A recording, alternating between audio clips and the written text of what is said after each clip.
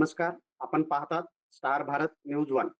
नांदेड जिल्ह्यातील अर्धापूर तहसील कार्यालयात आज जिल्हाधिकारी राहुल कर्डिले यांनी अचानक भेट देत विविध विभागांच्या कामकाजाची सखोल पाहणी केली.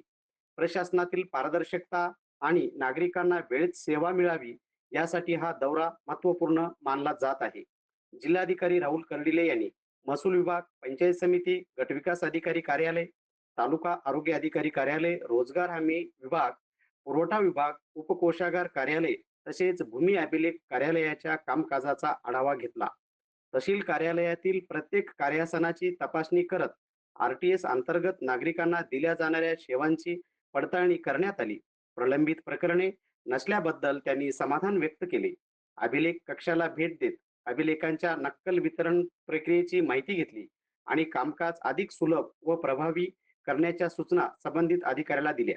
दरम्यान तहसील कार्यालयाच्या सभागृहात सुरू असलेल्या शासकीय जमिनीच्या अभिलेख पडताळणी विशेष शिबिराचीही त्यांनी पाहणी केली.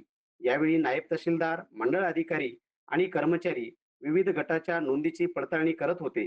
जिल्हाधिकाऱ्यांनी उपस्थित अधिकारी व कर्मचाऱ्यांना मार्गदर्शन करत कामाबद्दल समाधान व्यक्त केले. यानंतर पंचायत समिती कार्यालयात प्रधानमंत्री आवास योजनेअंतर्गत घरकुल योजनांचा आढावा घेण्यात आला.